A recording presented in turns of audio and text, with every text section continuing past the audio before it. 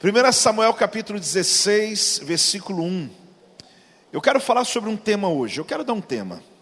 O tema vai ser como era bom. Só que eu queria que você desse aquela suspirada do como era bom. Porque tem gente que quando fala do passado, ele fala, como era bom. Vamos lá, 1, 2, 3. Como era bom. Esse é o meu tema hoje. Só que eu quero te mostrar que nessa atitude de às vezes acharmos que lá atrás era melhor do que hoje, obstrui a possibilidade de Deus fazer coisa nova na nossa vida. E o texto, ele é radical. A palavra de Deus diz assim, 1 Samuel 16, 1. Disse o Senhor a Samuel, até quando terás pena de Saul, havendo eu que igreja? Deus está dizendo, Samuel, você está com pena e eu rejeitei.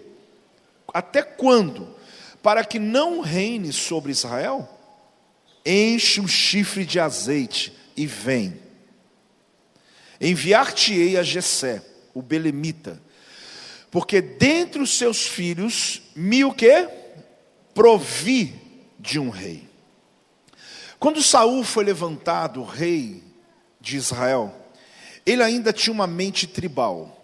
Por quê? Porque ele é o primeiro rei após os juízes de Israel. Os juízes de Israel, nós temos 8 principais, mas são mais do que 8, em 369 anos. Foi o período onde os juízes foram levantados. A partir de Josué, o próprio livro de Josué e a história de Josué, o último ali dos patriarcas, libertadores, começou uma era diferente no meio de Israel.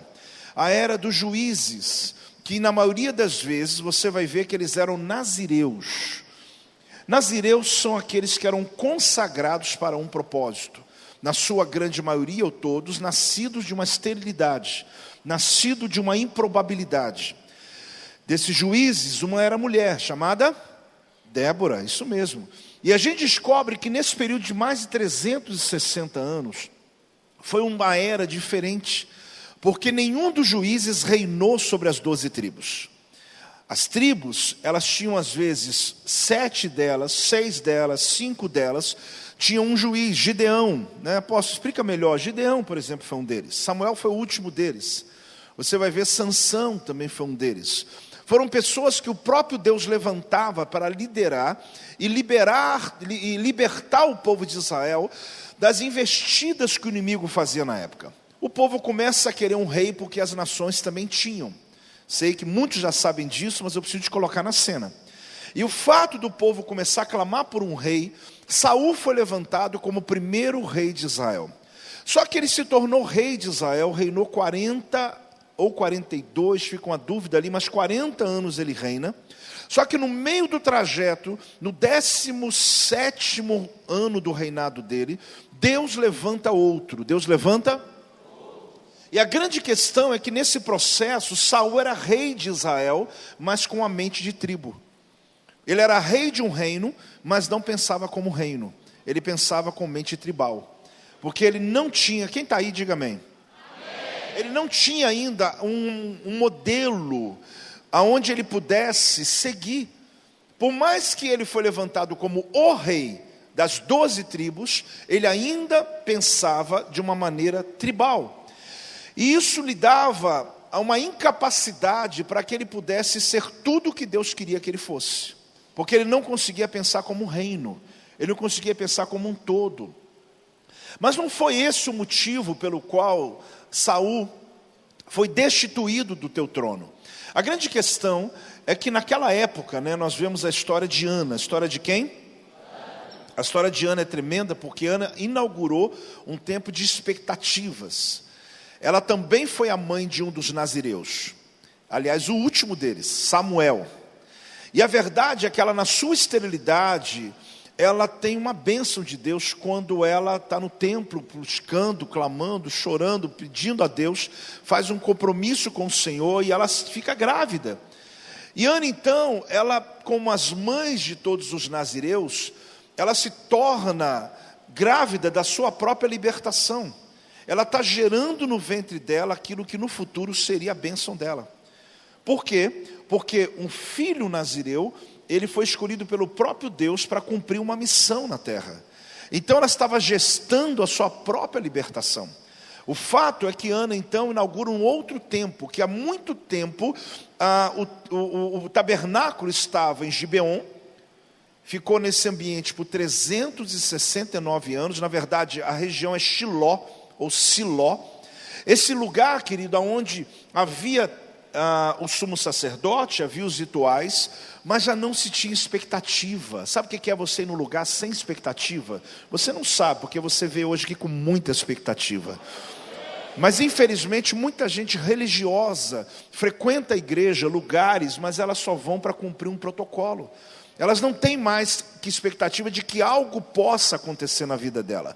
Porém, Ana quebrou o paradigma.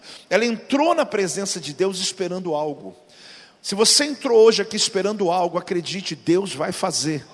Deus vai se materializar na sua palavra. É você que decide isso. E a gente, para encurtar a história, Ana então tem um filho. O filho se chama Samuel. Samuel, ele se torna a tríade daquele tempo. Nunca ninguém como ele teve o cargo, o ofício, a autorização de Deus de juiz, sacerdote e profeta. Ele tinha a tríade nele. Só que quando o tabernáculo foi queimado, Samuel, além de juiz, além de sacerdote e profeta, ele era o tabernáculo ambulante, porque não havia mais lugar de adoração. Então, quando ele chegava no lugar, o povo tremia mesmo, porque quando um profeta chegava, havia medo no povo, tem um juízo chegando. Quando o sacerdote chegava, dizia, ele veio para decidir algo. Quando um juiz chegava, era um nível de expectativa absurdo. Imagine um homem que tem as 3 funções nele. Quando ele chegava, as pessoas ficavam trêmulas, dizendo, o que vai acontecer hoje? Só que ele é o próprio tabernáculo, porque ele carregava a presença de Deus. Esse homem recebe uma repreensão de Deus, porque havia uma necessidade que ele mudasse a maneira de pensar. Disse o Senhor a Samuel, até quando terás pena de Saul, sendo que eu rejeitei? Aí você diz, apóstolo, você elogiou tanto o homem, agora está dizendo que ele errou. Aí que vem minha preocupação. Se uma pessoa como Samuel, com a intimidade que ele tinha com Deus, de ouvir a voz de Deus, chamando o nome dele, os irmãos se lembram, quando Deus o chama, ele vai até Eli, dizendo, é o Senhor que está me chamando. Você imagina que ele se perdeu nas emoções. Ele não se permitiu receber algo novo de Deus, porque o coração dele estava preso ao passado. Mas ele é um homem de Deus. Ele não está errando na atitude, aliás, ele não está errando na motivação, ele está errando na ação. Porque às vezes você pode cometer um erro, mas não motivado pelo erro. Você quis acertar, mas só que você errou. Está entendendo, gente? Sim ou não? Por quê? Porque tudo começa na minha crença. Não é o que eu faço que importa, é o que eu creio que importa. Você pode fazer muito, trabalhar muito e no final ter feito errado. Porque você fez do jeito que você acha que é certo. Só que nem sempre o teu certo é o certo de Deus. Ei, tem alguém aí? Então por que isso? A gente vive uma vida de muito esforço e com nenhum resultado ou pouco resultado. Aí você fica sempre questionando, Deus me abandonou, está acontecendo algo com a minha vida. Não, seja humilde, dê um passo atrás e perceba que às vezes o teu esforço está muito exagerado. Tem muito ativismo, pouco resultado. Tem muita ação e pouca crença. E a gente às vezes tem aquela sensação de final de ano, meu Deus, eu trabalhei tanto. Só que sensação, querido, não é o suficiente. Você precisa de fato que a tua vida mude pessoas. O teu nome vai ser lembrado hoje na vida de um monte de gente. E você precisa estar pronto para fazer mudança na vida das pessoas. Então você descobre aqui, em toda essa história, que existem algumas questões importantes para a gente poder compreender. Samuel, ele recebe uma palavra de Deus. E aí que eu quero caminhar com você. Acontece aqui uma ruptura. O que está acontecendo? É uma ruptura que está acontecendo. E eu vou lhe mostrar por que eu estou usando esse termo. Não é uma ruptura de rebelião, não é uma ruptura de desobediência, não é uma cerco, dizer a você, não, você tem que quebrar tudo, tem que... Não. Mas está acontecendo uma mudança, um ambiente novo, e que eu preciso entender que existem posturas que eu tenho que tomar para que eu possa receber esse novo de Deus. Então Deus chega para ele e fala exatamente sobre o que ele estava preso. Eu vejo um desafio hoje na vida de líderes. Eu sei que aqui eu tenho pastores, eu tenho líderes de células, e você que é membro da igreja diz: apóstolo, então não é para mim essa palavra. É sim, querido, porque a partir do momento que você recebeu Jesus como Senhor, uma missão foi colocada dentro de você. Então você é um líder. Então eu tenho visto um desafio na vida de líderes que querem chegar na próxima fase, mas eles não conseguem romper com sistemas disfuncionais. O que é um sistema disfuncional? Simples, que não funciona mais, mas que religiosamente nós não conseguimos nos libertar. Nós ainda temos a sensação de querer entender as coisas mais do que o próprio Deus na nossa vida. E às vezes nós, em prol de eu tenho uma aliança com esse sistema, com esse... Não, os princípios não se negociam, as estratégias se movimentam. Tem alguém aí ou não? Graças a Deus por essa igreja, porque se ela ficasse no passado, não teria essa multidão hoje. Porque existe um movimento na mensagem, existe um movimento nas entregas, existe um movimento, tem coisas que você nem sabe, você só pega o resultado final. Mas tem gente pensando o tempo todo como melhorar e dar a você a condição de viver no seu tempo, com os problemas desse tempo, com a resposta para a sua vida. Só que a grande questão é que não se trata de modernidade, mas sim de atualização. As pessoas confundem muito de um lugar, uma família, uma igreja, uma empresa moderna. Sim, isso não resolve o problema. O que envolve é você se entender, é atualizar-se no tempo que você está vivendo. Então a gente vive um tempo onde as pessoas ainda estão buscando títulos, mas eu vou te mostrar que isso já acabou. E dentro da igreja isso já acabou. Eu quero pedir permissão ao pastor. Eu não quero mudar nada, eu só quero falar que você pense nisso. Que a busca por título, pastor, por posição, isso não é mais. É claro que cada um tem que ocupar o seu lugar, tem que liderar, tem que inspirar, tem que influenciar, mas não é mais um título que vai autorizar você. E a gente começa a perceber que na época havia essa questão, quando a gente vê essa nuance entre Davi e Saul. Nós vamos perceber nesse texto que o rei reinou sem unção e um jovem ficou no curral com unção. Você vai perceber nessa história que eu vou te dar um dado que vai te ajudar. Saul reinou 40 anos. Davi foi ungido com 16 anos, ou 17. Davi só assumiu o reino do sul com 30 anos. Então foram 13 anos que Davi estava ungido rei e que Saul reinava. Ou seja, eu prefiro ter a unção no curral do que a posição no trono.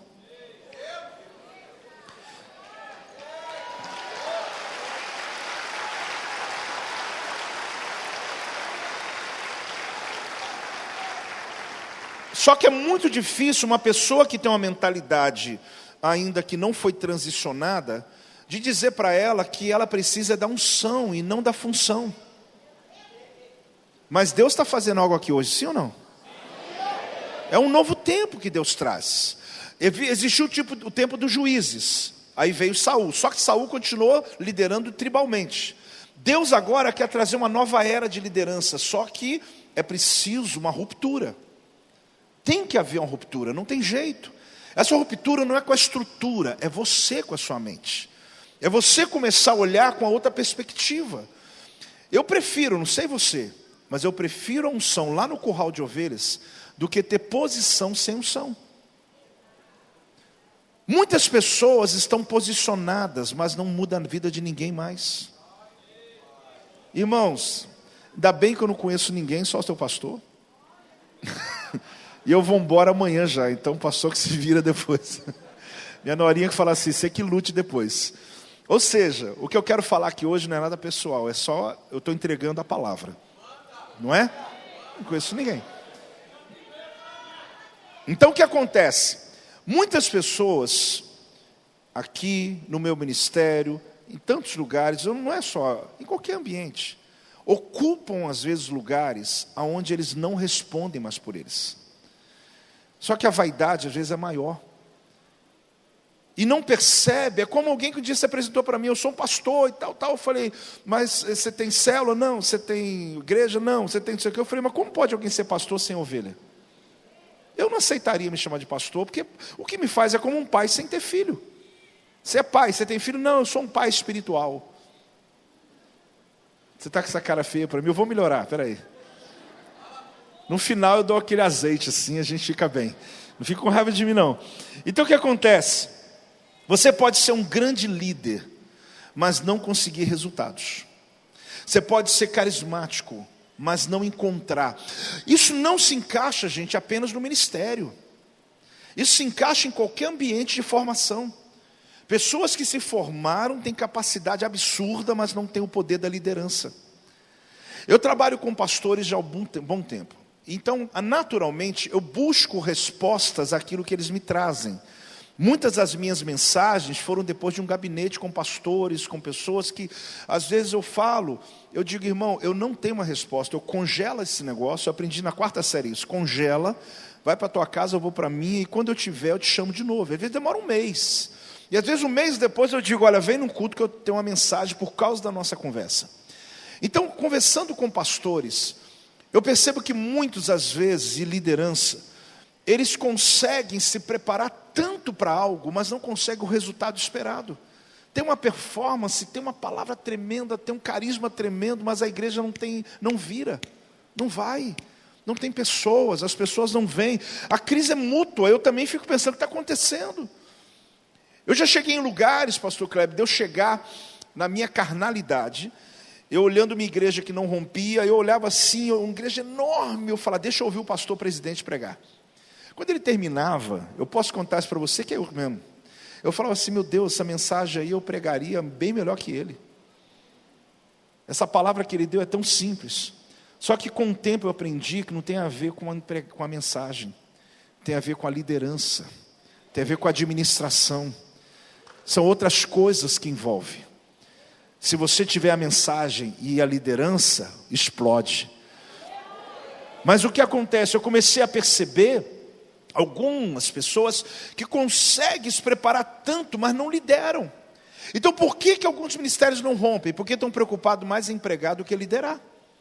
E se eu não sei liderar, então contrate alguém que lidere, porque não tem jeito de você alcançar multidões se você não aprender a liderar. Se você lidera uma célula, querido, o teu resultado vai vir, não é pela revelação que você traz, mas é por resolver os problemas das pessoas. Jesus pregou, sim ou não? A gente lê os evangelhos, além do Sermão do Monte, fica perguntando por que Mateus, Marcos, Lucas e João, que a gente chama de sinóticos, né? Por que eles não registraram os sermões do mestre? Ele estava na sinagoga, Jesus pregando, aí conta que uma mulher encurvada foi curada, mas não fala o que ele prega. Ele está na sinagoga, Jesus pregando, aí com um homem de mão ressequida curado, eu queria saber o que ele está pregando, só que isso é eu. Os discípulos nem interessaram em registrar, sabe por quê? Porque o importante do apacentamento de Jesus eram os problemas que ele resolvia. Era a liderança que ele tinha sobre as pessoas. A pregação dele deve ter sido fantástica. Só que o que trouxe multidões não foi a pregação, foi a interferência, foi a mudança na vida das pessoas. Deus quer lhe dar uma unção, querido, para que você seja aquele que tem autoridade, para dar um conselho que muda realidades. Se você ora por multidões, pastores que estão aqui, ore pelas multidões, pregue bem, mas não é isso que traz as multidões, é a liderança que traz as multidões. Tem alguém recebendo aqui? Dá uma salva de palmas ao Senhor, dá um glória a Deus em nome de Jesus. O título não entrega dom para ninguém, mas o dom te entrega a posição. Quando eu ajo no meu chamado, tudo muda. É possível você ter uma mensagem muito poderosa, mas às vezes a célula, a igreja, a tua liderança é confusa. Eu comecei uma igreja pequena, e isso foi em 1992, janeiro de 92. Nosso ministério fez 30 anos, a igreja era pequena, mas eu não continuei nela. Ou seja, a igreja é a mesma, só que ela não continuou pequena. Porque eu realmente pedi a Deus para que Deus pudesse me dar o sucesso. Sucesso é aquilo que eu estou vendo se manifesta na minha frente. Então eu começo a orar a Deus para que Deus me dê resultados. Da mesma maneira você pode começar uma empresa pequeno. Você pode começar um projeto pequeno. Só que com o tempo, Deus vai lhe dar autoridade para governar sobre ele. Agora, como isso pode mudar? Se você não dominar a arte do liderar, você pode ter performance tremenda, mas você não consegue o resultado. É como se você fosse um chefe de cozinha, um exímio cozinheiro. Alguém que trabalha os temperos, que cria, que tem uma harmonia tremenda. Só que você se esqueceu que se você não tiver um garçom, não tiver um maître, não tiver alguém cuidando lá fora, não tiver alguém para administrar, a tua comida nunca vai ser reconhecida por ninguém. Porque você pode ser bom demais, só que as pessoas não têm acesso até você. Deus lhe deu algo, Deus lhe deu uma unção, Deus lhe deu uma capacidade, mas Ele não entregou para uma pessoa só. Eu preciso do outro, eu preciso de você. E é exatamente aí que entra algo que eu sempre falo para os meus discípulos: o teu sucesso é o meu alívio. Você pode falar para quem do teu lado? O teu sucesso, o teu sucesso é o meu alívio.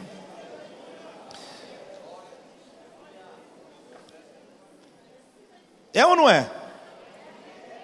Por que a gente tem raiva quando alguém prospera? Porque você não prestou atenção. Por que você compra aquele barco lindo? Eu celebro. Porque vai ter um dia que você não está usando e vai falar assim: pastor, vai lá, pega o meu barco, está com o tanque cheio. Só que tem gente que fica com raiva da prosperidade alheia. Eu amo a prosperidade alheia. Seja próxima, seja longe, em algum momento vai me trazer alívio. Teu filho formou em medicina, talvez em algum momento eu vou precisar dele. Tudo que acontecer de sucesso na tua vida pode me aliviar em algum instante. No ministério não é diferente, querido. Quando alguém rompe, alguém pregou, alguém rompeu, uau, que tremendo. Que alegria para o pastor quando alguém chegou aqui e pregou uma palavra, e o pastor chegou de uma viagem e falou assim, foi tremendo. Ele vai dizer: olha, o teu sucesso é o meu alívio. Porque eu sei que Deus está te usando para cumprir a nossa missão. Eu sei que Deus está te prosperando. Então a pergunta que Deus faz a Samuel foi qual? Até quando terás pena? Qual foi a pergunta?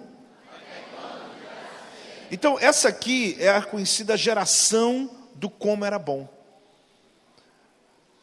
Que geração? A geração do como era bom. Que a gente fica o tempo todo: como era bom, como era bom. Eu falava uma vez, o meu pai falava uma vez, eu já correndo, eu já estava lá. Eu já falo 5, o menino está dizendo: calma pai, estou desligando o videogame. A gente tem umas coisas, né, que são publicadas do passado, que a gente fala assim: como era bom aquela comida, como era diferente a vida, aquele frango caipira. Só que você esquece o trabalho que dá para matar, né? Era bom para você que só come, agora vai fazer. Bom é agora, que está tudo já fácil de você chegar lá e fazer. Então a gente às vezes tem uma lembrança boa, eu também tenho, gosto delas, mas elas não regem o meu futuro. Elas trazem memórias boas, mas eu não quero de volta. Por quê? Porque junto com ela tem uma cadeia de outras coisas que você tem que se lembrar. As facilidades que você tem hoje não havia, e por isso a necessidade gera criatividade. Então haviam coisas que de fato eram diferentes mesmo, porque você tinha que criar um outro ambiente. Aqui você descobre que Deus está falando com Samuel sobre isso. É a questão daqueles que estão lembrando do passado, e ele diz o seguinte: Samuel, até quando terás pena de Saul? Aqui ficou claro que Deus está provocando uma mudança. E Deus precisa de um profeta para poder respaldar. Não que Deus precisa, mas Deus utiliza do princípio dele, que é de um profeta na terra que o representa, para respaldar uma mudança radical que está para acontecer. Saul não representa um indivíduo, querido. Saul representa uma era de liderança que acabou. Deixa eu falar de novo. Saul não representa uma pessoa. Saul representa uma era de liderança que acabou. E Deus está trazendo uma nova era de liderança. E Deus precisa de um profeta para poder mudar isso. Só que se o profeta estava com pena de Saul, imagina o povo. Se aquele que liderava, influenciava, está ali todo preso ao sistema, imagina o povo. Aí vem Deus e fala: pegue, enche o chifre de azeite e vem. Tem coisa acontecendo, tem algo se movimentando. No caso, está sendo aqui interrompido. Então, uma leitura um pouco contextualizada seria o seguinte: até quando ficará emocionalmente ligado a sistemas disfuncionais de liderança, sendo que eu já não estou mais neles? Você está pronto para continuar ouvindo essa mensagem ou não? Eu te garanto que ela vai te ajudar. A minha intenção não é levantar críticos, rebeldes. Não, a minha intenção é fazer de você uma pessoa que faça perguntas. Faça perguntas. Acorda um dia na tua casa e pergunta sobre algumas coisas, por que está ali. Porque existem coisas que estão ali sem nem você sabe o motivo mais. Existem coisas ocupando a sua vida que você nem sabe por que mais. Tem hábitos que você tem que você nem sabe por que você tem. Faça perguntas, é bom fazer perguntas. Porque isso te ajuda a entender o seu tempo. Então aqui às vezes, eu vejo de uma maneira positiva, como eu disse, pessoas que começam a lembrar do passado. Mas a nuvem se move, uma liderança se move. As mudanças, elas acontecem. E a nostalgia, eu fui buscar o que significa, é saudade idealizada. Nostalgia é uma saudade idealizada, ou seja, uma coisa que nunca vai voltar, porque você pensa de uma maneira nostálgica aquilo que na verdade não é exatamente aquilo. Só que você cria um ambiente, conta de um jeito, lá na roça e tal. Eu não estou duvidando que era bom, só que você está se esquecendo dos detalhes. Você está se esquecendo das privações, está esquecendo do que era o ambiente todo. E é exatamente pessoas nostálgicas que não conseguem entrar para um plano novo de Deus. Hoje Deus quer levar você para um plano novo que Ele tem para realizar nessa terra. E Ele está buscando Samuéis que Ele quer usar, que Ele está dizendo, olha, eu quero te levar para outro nível, mas você precisa largar algumas coisas para que eu possa levar você para um outro ambiente que eu estou preparando para você. Tem alguém recebendo? Pode se expressar, pode dar glória a Deus, em nome de Jesus. Glória a Deus. Eu fico impressionado com pessoas que são fiéis a processos que já morreram.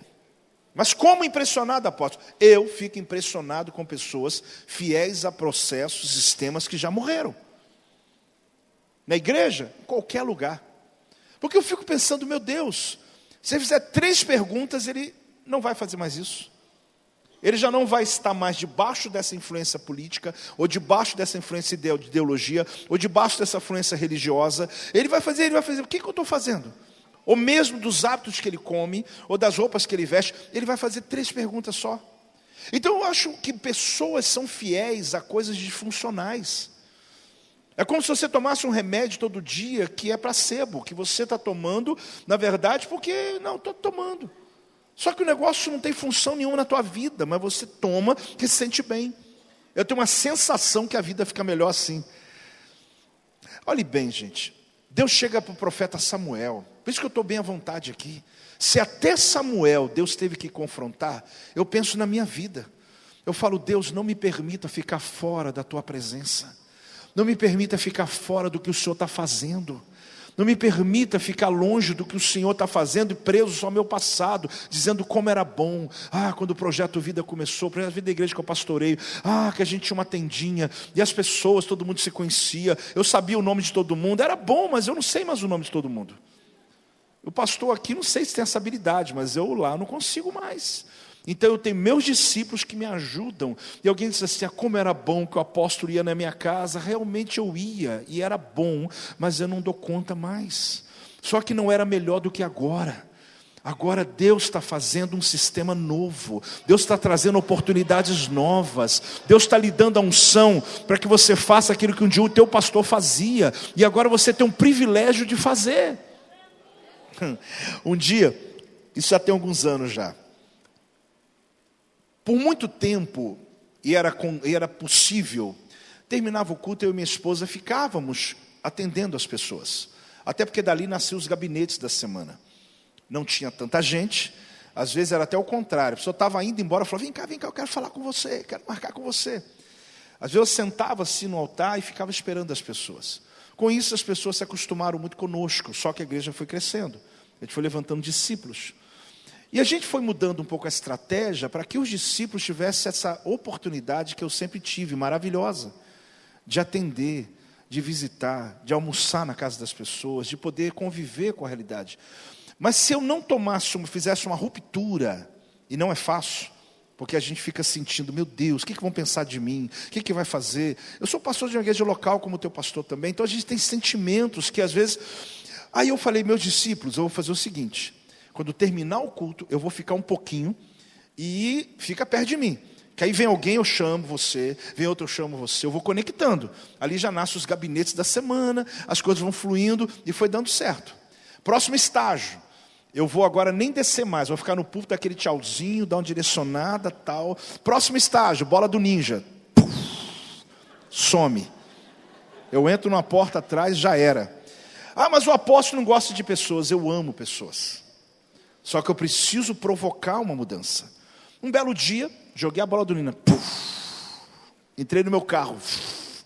Na hora que eu estou saindo, 3 carros, eu olho assim, discípulos indo atrás de mim. Atrás de mim.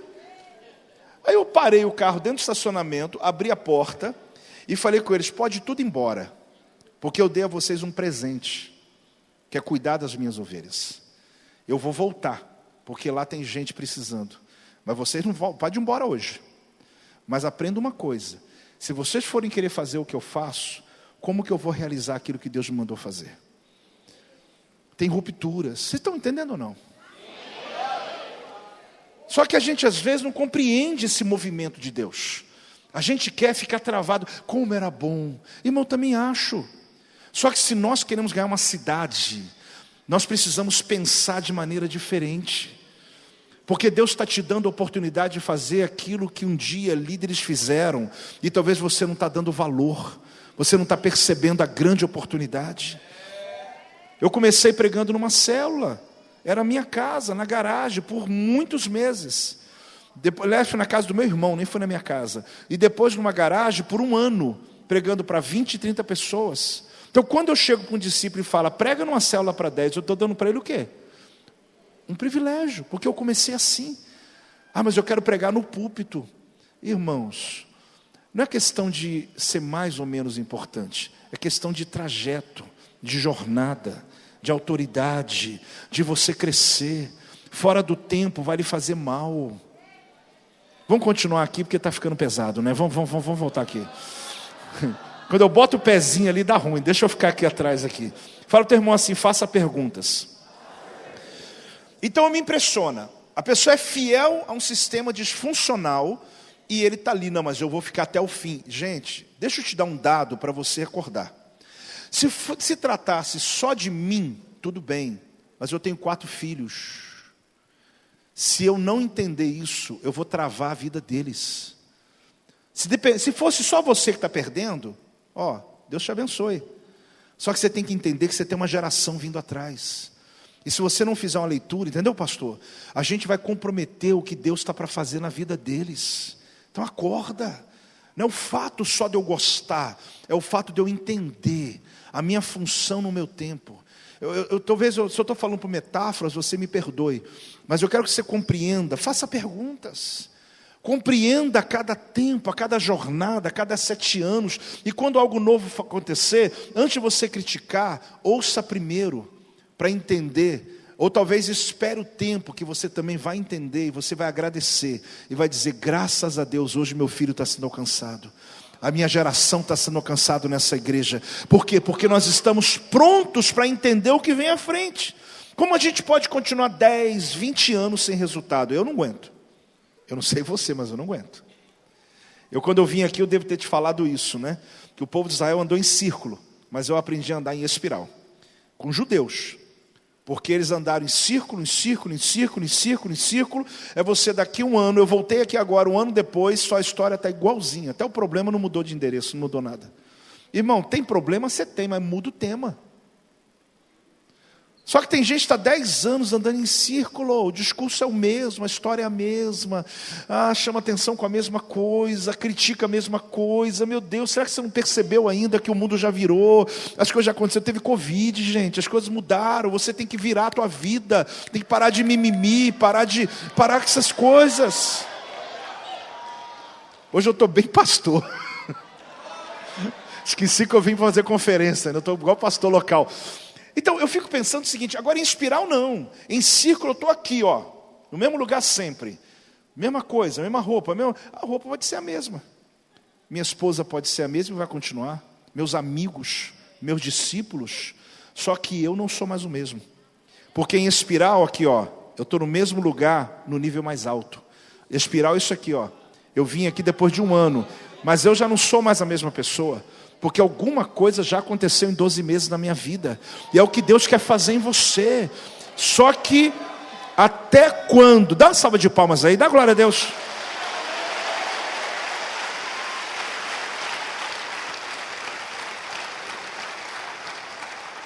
Por isso que Deus chega para Samuel e fala assim, até quando? O que Deus fala? Até quando? Na Bíblia, irmão, Deus falou, até quando, meu filho? Você vai ter pena de alguém que eu rejeitei? Você quer ser mais justo do que eu? Deixa eu te falar, deixa eu parafrasear o que Deus está dizendo para Samuel. Samuel, eu amo Saul mais do que você. Não pense que eu rejeitei ele no sentido como pessoa. Minha questão não é pessoal, eu estou mudando uma maneira de liderar. Eu estou mexendo com a estrutura de uma nação inteira. Não tem a ver com pessoas. E você está preocupado de maneira emocional. Eu amo mais do que você, fica tranquilo. Eu não vou desamparar ele não. Só que tem uma mudança, tem coisas acontecendo, tem movimentos. E se você está preso a sentimentos, não pense só em pessoa. Pense em sentimento, pense em estrutura, pense em forma de pensar. Coisas que você fala, não, mas eu não vou mudar. Eu nasci assim, vou viver assim, vou morrer assim, Gabriela. Quem riu tem mais de 50. Os outros não entenderam nada que eu falei aqui agora. Deixa eu te dar um dado bem importante. O exílio babilônico durou 70 anos. Quanto tempo? Quando terminou o exílio babilônico, Ciro assinou um decreto. Por isso que Isaías chama de meu ungido. Isaías escreveu aquele texto 150 anos antes de acontecer. Ou seja, Deus deu um nome de um libertador que nasceria ainda antes dele nascer. Já tinha um nome. Ou seja, antes do exílio começar, Deus já estava levantando quem ia assinar o final dele. Quem é inteligente que sabe, quem mexe com a Bíblia sabe o que isso significa. Antes de chegar ao teu cativeiro, Deus está dando a tua libertação já. Estuda lá. Quando Ciro assina, volta 50 mil judeus para casa, para Jerusalém, 1.200 quilômetros de viagem. Ficou muita gente na Babilônia, muita gente. O profeta Daniel ficou por uma missão, 85 anos de idade, Daniel 10, ele está fazendo um jejum de 21 dias, e ali vai, vamos encurtar aqui. Quando esse povo volta, eles não reconstroem o templo, lembra? Constrói casa, aí vem Ageu, as suas casas apaneladas, vocês estão preocupados, nem muro fizeram, aí Neemias, vão construir muro, aí vem Zorobabel, vem Esdras, vem Ageu, vem Zacarias. Aí de repente, graças a Deus, 20 anos depois de saírem do exílio, eles decidem construir o templo. Quando eles jogam o fundamento, pastor, a Bíblia diz que os velhos olhavam aquelas colunas novas e gritavam de choro, que dava para ouvir de longe. E os jovens se alegravam tanto que dava para ouvir de longe. Quando eu falo aqui anciãos e jovens, não pense na idade cronológica, mas pense na perspectiva de que estavam olhando. Quando aqueles anciãos olhavam, eles viam o templo antigo, diz a palavra, e por isso choravam, porque eles estavam comparando ao que viram na glória de Salomão. Eles não sabiam que a glória da segunda casa seria maior do que a primeira. Por quê? Porque a primeira casa, a glória estava no ouro, a segunda estava na presença. Esse templo, o segundo templo, foi reconstruído por Herodes. Sabe quem entrou nele lá no futuro? O próprio Jesus Cristo entrou dentro do templo. Isso é a glória da segunda casa. Mas o que eu quero te dizer é o seguinte, era mais forte do que eles. Mais forte do que eles. Eles olhavam o fundamento novo e enxergavam o antigo, uma cosmovisão. Sabe aquela peneira? Você olha, mas não vê. Você olha o novo e vê o velho. E você começa a lamentar porque você não consegue perceber que Deus está fazendo algo novo. Quem está entendendo a linguagem? Era muito forte, não era maldade. Entenda o que eu estou te falando, não é maldade da pessoa. Ela quer enxergar. Ela quer ver, ela quer, porque ainda mais depois que eu te falei que tem seus filhos, seus netos envolvidos, você fala, então pastor, conta comigo, não é assim? Só que você não vê, você vê e não enxerga. Eu estou vendo o novo, mas eu estou com a minha mente pensando no velho, no passado. Então, eles choravam tão alto que dava para ouvir de longe, e os jovens riam tão alto que dava para ouvir de longe. A minha pergunta é, tu vai ficar chorando, querido? Quando Deus está levantando fundamentos novos, Deus está trazendo estruturas novas, Você vai ficar ali olhando e fazendo e travando o que Deus está para fazer. Meu Deus, que essa seja uma noite daquelas que você possa ter uma ruptura dessas coisas na tua vida e dizer em nome de Jesus, eu vou romper. Quem está recebendo essa palavra, dá um amém aí. Criatividade e validação não andam juntos. Fala. Enquanto você tem essa necessidade absurda de elogios, você tem prazo de validade. Você não teve validação para nascer e nem vai ter para morrer. Por que tem que ter para viver? Porque tudo que faz tem que ter tapinha nas costas, reconhecimento, alguém tem que ver. O que meu vizinho vai pensar? O que vão pensar de mim? Deixa eu te falar, líder, se você lidera. Eu gosto muito quando as minhas decisões são validadas pela minha equipe, pela minha igreja. Eu amo, mas eu não posso contar com isso. Não posso. Porque existem vezes que a minha decisão não tem validação. Só que eu sou líder. E eu tenho que entender que indo para aquele projeto, dando certo ou errado, eu sou um líder. Você tem que compreender que criatividade e validação não andam juntos. Eu não estou dizendo que você tem que dizer, estou nem para as pessoas, não, eu não penso assim. Eu aceito conselhos. Quando eu estou falando de um tema que eu não conheço bem, inclusive, eu pergunto às pessoas, eu leio livros, eu sento com especialistas, só que a decisão final é minha. Eu ouço quem tem que ouvir, mas eu tomo a decisão. E sabe por que a gente não gosta da decisão? Porque a gente não quer a responsabilidade que ela traz. O exército de Israel tem uma coisa fantástica. É o único exército do mundo que não ensina os jovens que estão ali, sendo treinados a receber ordem, a cumprir ordem. Eles não são treinados para cumprir ordem. Você acredita nisso? O exército de Israel treina os seus oficiais e seus soldados para cumprir missão. Eu te dou uma missão. Se ali você tem que improvisar, assuma o teu compromisso, mas fique à vontade. Porque senão você vai dizer assim, eu estou cumprindo ordem, deu errado, não tem nada com isso. Meu irmão, mas você que está no campo de batalha, eu não estava com você naquela madrugada. Não foi eu que entrei com você naquela casa. Você tem que aprender a cumprir a missão, é trazer aquela família de volta para a casa do Senhor. Talvez a ordem que eu lhe dei não seja suficiente para isso. Então você ali sensivelmente assuma a tua liderança e tome decisão. Porque quando você não tem autoridade, ok. Mas se você tem autorização e está no teu flow, no teu fluir, no teu chamado. Meu irmão, eu sou líder de pessoas que eu incentivo eles a cumprir a missão. Após já deu errado, já. Teve vezes que eles decidiram, deu errado, mas eu agradeci. Falei, mas que bom que teve coragem. Teve coragem de tomar uma decisão na hora da guerra. Eu tive que improvisar, pastor. Então tá bom, você teve coragem. Porque se eu estou no meu flow, estou no meu chamado, não tem como você achar que vai ter validação de tudo que você faz, querido. A tua igreja não tem validação de tudo que faz nessa cidade. Só que com o tempo as pessoas vão celebrar. Com o tempo as pessoas vão perceber. E no futuro Deus vai honrar você. Eu não estou dizendo para você sair daqui chutando e dizendo, essa palavra era para mim, vou fazer. Quem está me entendendo de verdade? O que você precisa é assumir a sua missão.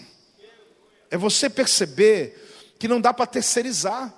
Então eu aprendo com as pessoas, sim. Eu aprendo, eu ouço. Mas você fica pensando, parece, sabe aquela... Tem um local nos Estados Unidos, SeaWorld. Eu gosto de levar as crianças lá.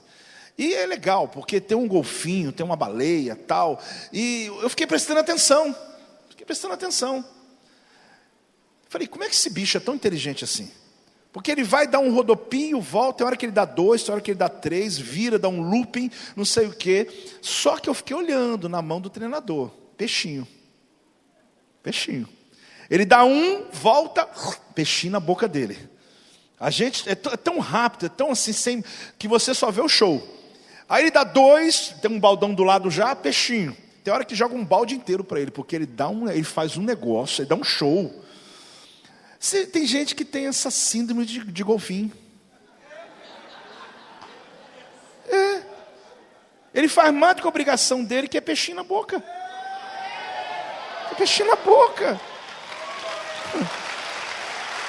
É um negócio lindo, né?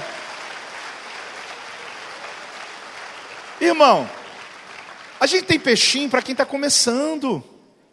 Amém, não é? Está treinando, aí você, peixinho, por quê? Porque ele ainda está aprendendo. Agora tem velho de guerra. Mas não me reconheceram. Não me elogiaram. Eu fiz tanto, eu fui dormir de madrugada. Irmão, me desculpe a honestidade. Você não fez para mim nem para o teu pastor. Você fez para ele. Então, meu irmão.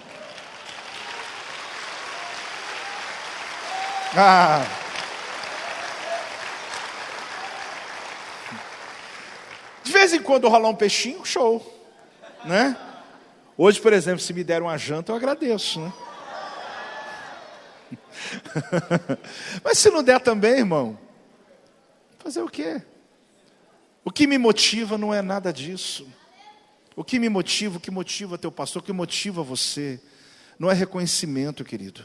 Se ele vier, amém, amém? Porque isso está bonito, é legal, mas não é validação que sustenta você. Se você tem prazo de validade, você não vai aguentar o tranco, as coisas não vão fluir. Vai chegar uma hora que você vai começar, eu vou ter que sair dessa igreja, eu vou não sei o quê, eu vou para o lugar onde me reconheço. Irmão, mas reconhecer para quê? Me explica, para quê? O que mais eu desejo na minha vida é ser um mensageiro de Deus. Se é para essa multidão, de verdade, ou sentado no restaurante para uma pessoa, eu tenho a mesma intensidade. Eu vou falar com a pessoa, sabe, olha, estou falando sério, tem hora que a minha mulher fala assim, Joel, você não está no púlpito não, você está pregando. Ele está no restaurante batendo papo, quando eu vejo eu estou pregando. Ela fala, desculpa aí, assumi, preguei. Porque está dentro da gente, é minha missão, não é porque tem muita gente ou pouca gente. Então entenda uma coisa importante que a gente está trabalhando aqui hoje. Você precisa romper com essa necessidade de validação, de elogio, reconhecimento, aprovação. Isso demonstra ausência emocional. Vem para aquele culto aqui de cura aqui na igreja. Faz aquele gabinete com o pessoal aqui, cura interior. Faz aí, está precisando. Tem uma ausência aí de pai, de mãe, alguma coisa. Cura esse negócio logo para você fluir, irmão, porque está atrapalhando até no teu trabalho. Você está fazendo o teu trabalho só porque ganha. Você não está fazendo porque ama trabalhar. Só porque foi promovido. Você vai ver que você vai prosperar tanto. Teu patrão vai te colocar lá no auge. Quando você fizer as coisas sem esperar validação. Que silêncio, hein? A necessidade de aprovação em tudo. E às vezes isso nos atrapalha muito. Aprenda uma coisa, existem assuntos que você não tem domínio. Ok, ouça as pessoas. Mas age no teu flow. O texto ele diz para a gente o quê? Uma coisa muito importante aqui. Eu vou olhar o tempo, fica tranquilo. Tem gente pensando até a hora que esse cara vai, né? Mas vamos lá. Quem está recebendo de verdade? Deixa eu te dar uma informação que vai te ajudar a entender melhor a ruptura aqui. Quando um rei era levantado da mesma linhagem real, mesmo sangue, mesma família, quem que fazia ordenação? Sacerdote. É o sacerdote. Você vai ver que era o sacerdote que ia lá e reconhecia a continuação. Mas quando o próximo rei fazia parte de uma outra família, de uma outra tribo, que não era ligado à família real, tem que ser profeta. Por isso Samuel, que era sacerdote, profeta e juiz, Deus falou com ele o quê? Pegue o chifre de azeite e encha. Pega o chifre e enche. Por quê? Porque é chifre de azeite que profeta carrega. Não põe roupa de sacerdote, não põe estola sacerdotal, não põe peitoral, não põe nada disso. Vem de profeta hoje. Eu estou precisando de um profeta. Porque eu estou mudando, eu estou fazendo uma ruptura na organização. Eu estou mudando uma era de liderança para um outro nível de liderança. A mente tribal vai acabar. Eu levanto um rei que vai reinar sobre um reino. Quem está entendendo o que eu estou falando? Agora preste atenção. Todas as vezes que o caos entra na atmosfera, Deus levanta profetas. Eu entrego a frase, mas se eu for explicá-la, eu demoro cada uma dessas um sermão. Mas acredite, todas as vezes que o caos entrou, o profeta é levantado. Moisés foi o primeiro profeta da história de Israel. Não foi Elias não, tá gente? Moisés. Então o que acontece? Se toda vez que o caos entra na atmosfera, Deus levanta profeta, você acha que você é fruto de um acaso? Você foi levantado no momento mais importante da tua casa. mais importante da tua cidade, mais importante do redor do lugar que você está. Não é eu, não sou eu, você é o profeta do caos. No caos, você não vai lá para profetizar o caos, veja bem. Mas você é a pessoa que tem a resposta de mudança dentro da sua casa. É você que vai mudar a realidade familiar, do casamento dos seus pais, do seu casamento, da realidade dos seus filhos, da pessoas ao seu redor, da empresa que você está. Você é o profeta que Deus levantou. Amém? Então significa o quê? Que quando foi ungir Davi, é porque havia um caos acontecendo. E o fato é que ali Samuel precisava, de fato, entender a missão que ele tinha. Para essa nova era de liderança que Deus estava estabelecendo, era necessário um profeta fazer a ruptura. Porque era necessário que Samuel estivesse pronto. A ideia é, enche um chifre de azeite e vem. Repita. Qual o endereço? Jessé, o belemita. Então vamos lá. Cidade, Belém. Família, Jessé. Qual o alvo? Um dos filhos, não é isso? Porque um dos filhos dele, eu me provi de um rei nessa casa. Então ele falou, enche o chifre de azeite e vem. Vir significa que Deus já está te esperando. Significa não ir, mas vir. Deus está dizendo, aí eu estou parafraseando, eu já estou no lugar. Deus está olhando Davi trabalhando no curral. E ele está dizendo, vem porque eu já estou vendo. Por que eu estou dizendo isso? Porque eu me provi de um rei. Para os curiosos, vezes depois no hebraico, provi. Provi é raá, a palavra ver. Então ele está dizendo, eu já me apossei de um rei. Eu já decidi quem vai ser. Raá, eu já estou vendo. Eu já me provi da tua promessa. Eu já estou no lugar da tua promessa. Então larga logo esse pensamento que você está preso nele e vem. Porque eu tenho algo a entregar para você. Larga logo e vem. Deus está dizendo, eu já estou no lugar. Eu já estou vendo. Só que eu quero que você veja o que eu estou vendo. Mais ainda, eu quero que você veja como eu estou vendo. Ok? Samuel fez o quê? Mais do que obrigação. Obedeceu. Ele então coloca o azeite no chifre, que estava vazio desde a unção de Saul, se é que usou o chifre, porque se olhar bem, Samuel usou um vaso de barro para ungir Saul, mas vamos no outro dia falar sobre isso. Ele encheu o chifre de azeite e foi. Quando ele chega lá, gente, meu Deus do céu, Deus teve que corrigir a visão do homem, porque na hora que ele botou o olho Eliabe, o irmão mais velho de Davi, um soldado de porte, quem que ele lembrou? Pensa bem, de Saul.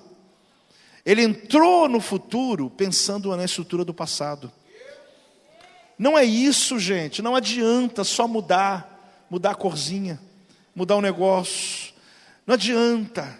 Não se trata de modernidade, mudar um instrumento, pintar uma parede. Não se trata disso, gente. Isso é o de menos. Deus está falando daqui, ó.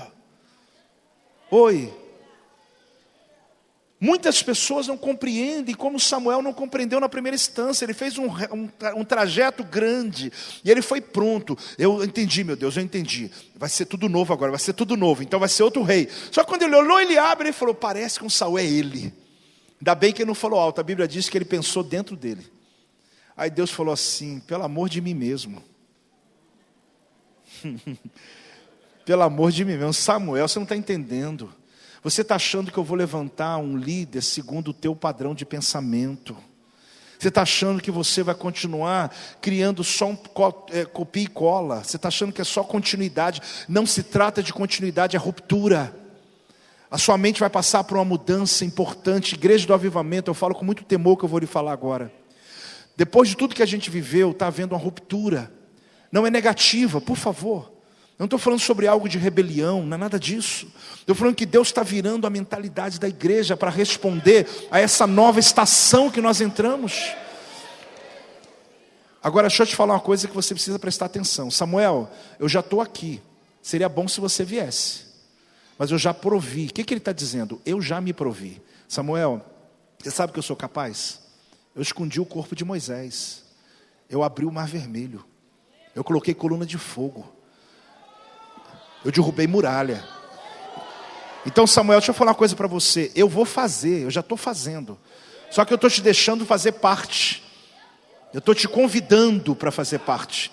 Mas eu já me provi. Está entendendo o que eu estou falando? Porque senão você fica, não, Deus está me esperando. Cuidado. Porque Deus já está na frente dizendo, vem porque eu já estou aqui. Vem, porque, então enche o chifre de azeite. Quem é o chifre de azeite? Você. Pega os teus talentos, não precisa pegar dinheiro, não precisa pegar nada disso não. Vem você. E vem.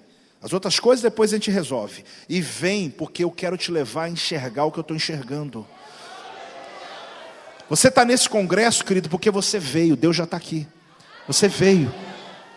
Então hoje, esses dias, Deus está te dando uma oportunidade absurda. Que quem tem ouvidos está entendendo o que o Espírito está dizendo à igreja. Que você vai fazer perguntas e vai dizer, meu Deus, o que está acontecendo aqui? Ele deu a localização, ele mostrou a casa, só não mostrou quem era o dono da unção. Porque o chifre está na mão do profeta, mas o azeite pertence ao Senhor. Eu posso pegar o chifre e fazer assim, ó, movimentar para lá, para cá. Eliabe, só que eu olho para o azeite assim, está paradinho. Movimentou, está paradinho. Por quê? Porque quem dá movimento ao azeite não é o profeta. O profeta só direciona o chifre. Agora, se Deus não mandar, não adianta derramar. A gente está percebendo, querido, que alguma coisa está acontecendo aqui. Samuel, você tem que acreditar em mim. O fato de você estar emocionalmente ligado a Saul não significa que eu não tomei uma decisão. Samuel, até quando você vai ficar ligado ao tempo, falando como era bom? Continue curtindo o seu tempo, querido. Mas entenda o que eu estou te ensinando. Se você não abrir uma ruptura, você não vai perceber o que Deus quer fazer. Você vai tentar escolher um Saul diferente, que é Eliabe. Eliabe era um soldado também. Eu vou dizer para você que talvez fisicamente muito parecido com Saul. Então ele queria só substituir por uma coisa quase igual. Você vai escandalizar quando Davi entrou na sala. Samuel olhou para ele assim. É porque ele, nessa hora já estava exortado de um jeito, que aí o homem está quebrantado já, né? Mas ele deve ter olhado para Davi e falou assim, seu, esse menino, eu não estou entendendo, o que o senhor está fazendo? Mas isso aqui é totalmente diferente do que eu penso até hoje sobre um rei. Então, Samuel, é isso que eu estou tentando te falar já tem alguns dias. É o que eu estou tentando te falar. Davi não se trata do homem, se trata de uma nova era de liderança. A minha mensagem nunca foi dizer para você que Deus está substituindo pessoas. Não sei se você está entendendo. Não estou falando de substituir pessoas. Quem está me entendendo? Não é sobre isso. Eu estou falando sobre Deus substituir pensamentos, sistemas, mudanças de mente, maneira de pensar. É sobre isso que eu estou falando. Aí você percebe que acontece algo extraordinário. Samuel, você tem que se mover comigo. Você tem que, eu já vi, eu já sei. Você não sabe, eu sou capaz. Samuel, sua frustração não é por falta do óleo. A sua frustração é porque o óleo está na cabeça errada. Essa é a sua frustração. E eu mandei agora mudar. O que ainda não estou vendo aqui, querido, é uma situação de mudança tão radical que você tem que entender a diferença entre inspiração e motivação. Fala comigo, inspiração, motivação. Você sabe, querido, que pessoas são motivadas. E a gente está vivendo a era da motivação. E bom por ela. Maravilha pelos motivadores, pelos motivacionais, que de alguma maneira está ajudando bastante as pessoas. Só que motivo não te tem prazo de validade. Todos os dias eu tenho que te dar um motivo novo, ou pelo menos toda semana, ou todo mês. Tema novo. Mas eu sei disso. Minha igreja, eu trabalho com séries, com campanhas, com projetos, com audiovisual, porque é natural, crianças têm que usar, inclusive, coisas. Só que eu volto a dizer para você, isso é para aqueles que estão começando. Só que eu não ando por motivação, ando por inspiração. Porque inspirar uma pessoa não tem a ver com dar um motivo novo todo dia. É você descobrir aquilo que você nasceu para fazer. E você tem um combustível dentro de você que nem você consegue perceber. Você quanto mais faz para Deus, mais renovado você fica. Mais apaixonado você fica. Não precisa ninguém dar peixinho para você, precisa? Na inspiração não, porque é de dentro para fora, é dentro, é você se movimenta, é enteos. A palavra entusiasmo é grega, enteos. É Deus dentro de você, movimentando você, entusiasmado por algo. É um brilho que alguém diz, meu Deus, que brilho no olho é esse? Você está levando um caminhão de cesta básica, não sei aonde, carregando peso. Parece que você está assim, parece que você está na churrascaria comendo um filé mignon. É porque é mais do que isso, meu prazer é tão grande, que eu passo isso às pessoas, entusiasmo as pessoas, eu não preciso nem fazer força, as pessoas querem fazer o que eu faço. Por quê? Porque elas aprenderam a amar o que eu estou amando. Agora, tendo uma coisa, no vale de Elá, Golias estava lutando contra o povo de Israel, ou seja, estava falando contra o povo de Israel, afrontando o povo de Israel. Quando Davi desce no vale de Elá para poder enfrentar o gigante, o exército de Israel está medroso, eles não conseguem acreditar que eles podem, até porque Eliabe colocou medo, colocou o tamanho do gigante, porque Eliabe representa o calculista de tudo, aquele cara que sabe demais, então ele começou a colocar, não tem jeito, só que eles estão aqui, o exército de Israel está aqui.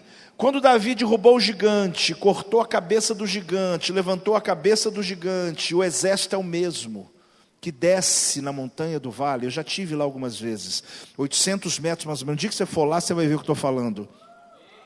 Meia dúzia só, mas tá bom. Ele desce da montanha. Quando Davi levanta a cabeça do gigante, esse exército que é medroso, ficou corajoso. Agora me explica uma coisa, como que uma atmosfera muda da hora para a noite, da noite para o dia? Por quê? Porque o exército é o mesmo, mas a regência não é mais a mesma. A regência era de Saul, agora a regência é de Davi.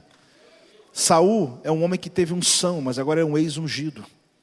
E Davi tem unção que está sobre a vida dele, que é igual a você, igual eu, que você carrega. Você não precisa mudar a sua equipe, você não tem que mudar nada na sua vida. Jessé tinha um rei dentro da casa dele e não sabia, você sabia disso? Ele tinha um rei dentro da casa dele, gente. Só que ele não sabia. Ele pediu 7 filhos dele, todo parrudão pronto, são soldados. Aí quando Samuel, agora já tratado, né, olhou para um, não é. 7 tiveram oportunidade diante da unção e a unção não veio sobre eles. Aí veio aquele que Deus ungiu. Porque a questão, querido, não é o que chega primeiro, é aquele que se dispõe a servir. A unção que veio. Aí você começa a entender o seguinte, o que está acontecendo aqui nessa história. Ele tinha um rei dentro de casa e não sabia. Você tem um príncipe na tua casa, você tem uma princesa na tua casa, você tem um rei na sua equipe, você tem a pessoa que você precisa na tua empresa. O que você precisa está perto de você, não está em outro país, não está em outro lugar, não está em lugar nenhum. Deus já deu quem você precisa. Isso faz sentido para alguém ou não faz? Porque para mim faz. Pare de olhar para tantos lugares e comece a olhar para dentro da sua casa. Comece a olhar para o meio que está você. Olha para os discípulos à tua volta. Olha para a igreja, você pastor. Eu vi que tem pastores aqui, além do pastor Kleber. Olha para a igreja, as pessoas. Deus já te deu o teu rei. Deus te deu os seus príncipes. Não é um não. Deus já te deu as pessoas. Deus já lhe deu os recursos. Tudo que você precisa está dentro da sua casa. Só precisa da unção profética para respaldar. Você precisa acordar hoje em nome de Jesus. Partindo para o final, dá amém aí. Se a sua promessa está dentro de casa, e você compreende isso, Davi, quando apareceu, foi ungido. Só que a unção é o primeiro estágio. A unção é o quê? Primeiro estágio. A unção é o quê? Por quê? Porque o azeite, querido, primeiro, traz um chifre. Teve que matar um animal e sangrar. Traz o azeite. Qual que é o azeite? O azeite passa por 4 prensas, ou seja, a azeitona passa por 4 prensas. A primeira prensa é para ungir reis e sacerdotes. É o primeiro azeite da prensa. O segundo acende lamparinas. O terceiro comestível. O quarto é uma graxa. Então quando a unção chega, você pensa que terminou. Na verdade só é a primeira prensa. Porque a unção, querido, ela pode até te dar autoridade, mas ela não preparou, porque é a jornada que prepara você. Eu insisto em dizer para a minha equipe de tempo em tempo, A unção abre portas, mas é o treinamento que mantém uma porta aberta. Não subestime a sua jornada, porque a tua unção pode ser tremenda, mas não te dá continuidade. É como um boi bravo com muita força que quebra tudo na frente, mas não sabe dar continuidade. Agora, se você se submetesse ao treinamento, como está fazendo aqui hoje, até essas horas, é porque você entendeu que você tem algo muito forte, mas tem que ser domado, tem que ser trabalhado, tem que ser ordenado na sua vida. E aí você começa a perceber o quanto você é capaz. Então ali você descobre que há uma unção sobre Davi. Agora, como que eu sou ungido com 17 anos e assumo o reino do governo de Hebrom, que é o reino do sul, com 30? 13 anos. Eu sou ungido hoje para reinar só daqui a 13 anos. E não, calma, você não está entendendo. Ele se tornou rei de Israel com 37. Ele se tornou rei de Israel 20 anos depois. O que isso me ensina? Que o azeite é como uma semente, que ele cresce junto com você. Você já está ungido. Derrubar gigantes você está derrubando, mas isso não é tudo. Isso é só um processo para você chegar onde Deus tem para a sua vida. Então existe um tempo, a jornada, respeite a jornada, a coisa mais deliciosa que tem, é você poder viver o seu tempo. Por que eu tenho que sair, romper, tenho que ir para outro lugar, tenho que mudar de família, mudar de cidade, mudar de igreja? Você não muda de nada, porque você não mudou a mente, não adianta. Você precisa respeitar a sua jornada, respeitar os seus líderes, respeitar as oportunidades. Até porque eu vou lhe dizer alguma coisa, já indo para o final já. Querido, a nova era de liderança a partir de Davi, não importa quem tem posição, importa quem tem unção. Desculpa, mas não importa. Fulano, apóstolo Joel, muito obrigado pela apresentação. Mas eu preciso dizer para você que o que eu estou dizendo a você é mais importante do que o meu currículo. Porque se eu não tivesse nada para te dizer, eu podia ter um currículo maravilhoso. Mas é a unção que respalda, não é a posição que você carrega. Vela por isso na tua vida. Se um dia alguém te reconhecer, amém. Se der um peixinho, obrigado. Se derramar azeite, glória a Deus. Mas eu não sou movido por isso. Você ficou em silêncio, você não gostou, né? Ruptura, fala assim, rupturas. É isso, ruptura é isso, é você. Agora, vamos lá. Eu quero orar, eu estou com vontade de orar por você. Olha que coisa fantástica. Eu quero chegar aqui num texto, por favor. 1 Samuel, capítulo 17, versículo 15. Para que a gente possa orar. Antes de eu ler o texto, a minha pergunta é: quem está recebendo essa palavra de Deus para a sua vida? Graças a Deus. 1 Samuel 17,15. Davi, porém, ia a Saul e voltava para apacentar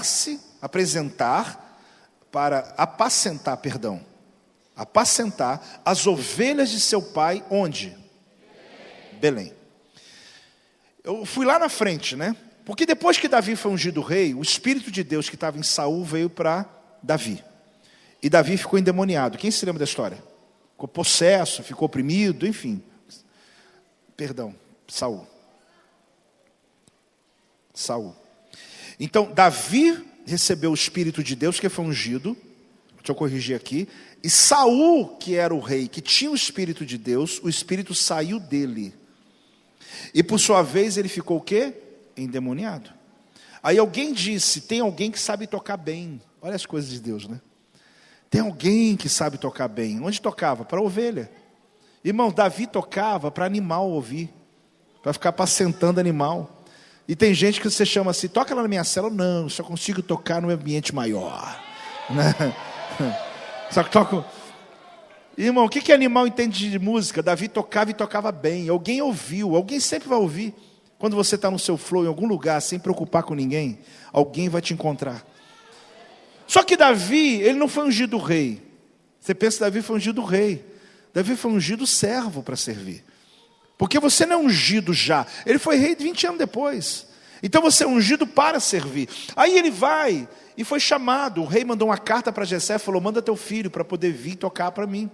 Quando Davi entra no palácio, ele não entrou no palácio querendo lugar, dizendo assim, isso aqui um dia será tudo meu. Esse castelo será meu. Não.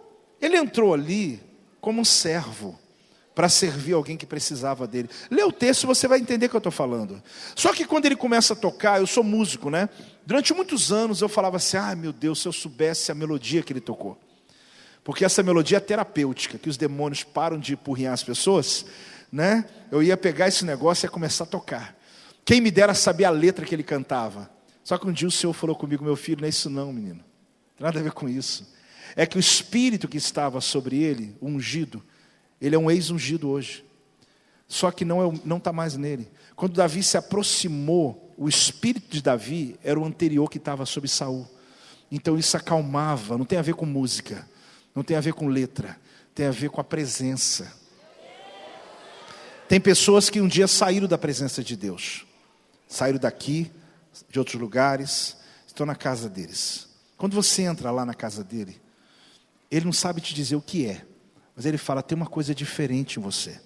É porque o Espírito estava em você, um dia esteve nele. E quando você se aproxima, ele começa a dizer, conta um pouco das coisas que estão acontecendo lá na igreja. Fala um pouco das coisas, porque ele está sedento. Porque um dia ele teve a unção, ele é um ex-ungido. Você não se sinta melhor do que ninguém, mas entenda uma coisa, ele precisa que você chegue próximo. Porque existe uma coisa em você que acalma ele, que traz boas lembranças, que traz a presença. Deus vai te usar para isso, hein? Agora, Davi começou a tocar tão bem que Saul decidiu que Davi ia morar no palácio. Ele pediu autorização ao pai de Davi, Jessé, dizendo, ele vai morar no palácio. Só que a Bíblia diz que Davi não quis. Ele servia o quanto fosse necessário, mas ele voltava lá para Belém, a pé ou de sei lá como, para cuidar das ovelhas do pai dele. Deixa eu te dar uma dica que você nunca mais se esqueça. Eu não me importo o quanto Deus está te abençoando fora da casa, mas mantenha seus compromissos na casa. Você pode participar de uma campanha aqui, que a tua empresa vai romper tanto, que a tua prosperidade vai ser tão absurda que você tem que viajar, vai ter que atender gente, vai romper. Dá um amém, irmão. Só que o problema é que você começa a prosperar lá fora e esquece da casa. Não importa quanto Deus te prospere no palácio, mas Davi voltava para a casa do pai dele, lá para cuidar das ovelhas do pai. Você pode pregar, Fábio, meus discípulos me ouvem falando, eles são muito convidados para pregar fora, todos eles. Eu falo, asa para voar, ninho para voltar. Pode romper, prega, mas não se esquece das ovelhas daqui. Porque se você perder seu testemunho, tu não tem nada para dizer para as pessoas. Faz sentido ou não faz? Então não importa se está indo bem na faculdade, sua empresa está prosperando, está ganhando muito dinheiro, teu sucesso é o meu? Alívio, manda bala. Mas volta para a casa do pai para cuidar das ovelhas. Porque se você manter esse princípio, ninguém segura você. A tua vida vai entrar num nível de prosperidade, de ministério, de unção, tão absurda, que você não vai ser aquele que vai e simplesmente diz assim, mas um dia eu estava naquela igreja. Não, os compromissos da igreja têm que aumentar e não diminuir porque você prosperou. O compromisso da igreja tem que aumentar e não diminuir porque você está agora pregando não sei aonde, você virou conferencista, agora eu sou cantor. Não importa, está lindo, mas se você não voltar para casa, você não tem autoridade. Então hoje aprendo uma coisa com Davi, eu toco para o rei no palácio, mas eu volto para o curral de ovelha do meu pai.